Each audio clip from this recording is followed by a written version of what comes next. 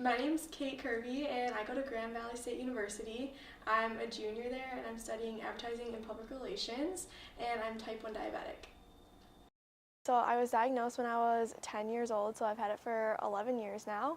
And basically the signs of getting type 1 diabetes are losing weight, so I lost about 10 pounds, and I was really thirsty all the time. I was peeing all the time because of that, and I was also very fatigued.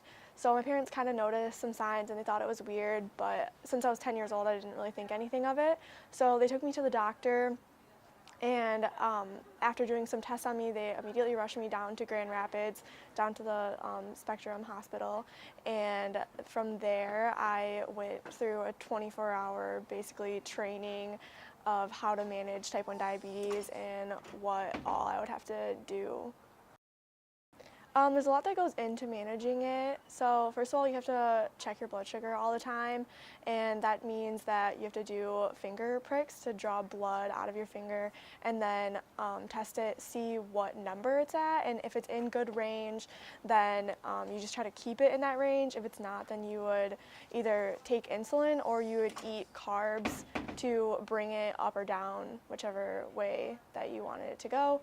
And also, you have to count the amount of carbs that are in each food that you eat for every single meal. So before each meal, I would check my blood sugar, see where it's at, and then based on that, based on the number that my blood sugar is at and how many carbs I'd be eating, I would calculate how much insulin to give myself for that amount of food.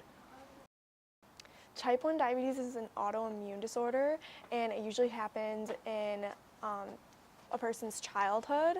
So basically your immune system attacks itself and shuts down insulin production, and because of that you have to take shots every single day or use an insulin pump. I found a group on campus called the College Diabetes Network, which was pretty much a support group for type 1 diabetics to get together and talk about type 1 diabetes or just anything that you're struggling with. Also joining Delta Zeta, I was able to meet Heather, who also has type 1 diabetes, and we became really close just because we shared that bond of being able to connect. I would say to just keep going and to know all your resources, to stay strong with it and don't get too frustrated, because the disease can be really hard to manage sometimes, and it can really tear you down and make you feel like you're not doing a good job. But I think it's important to know that you have to just keep going, keep fighting through it.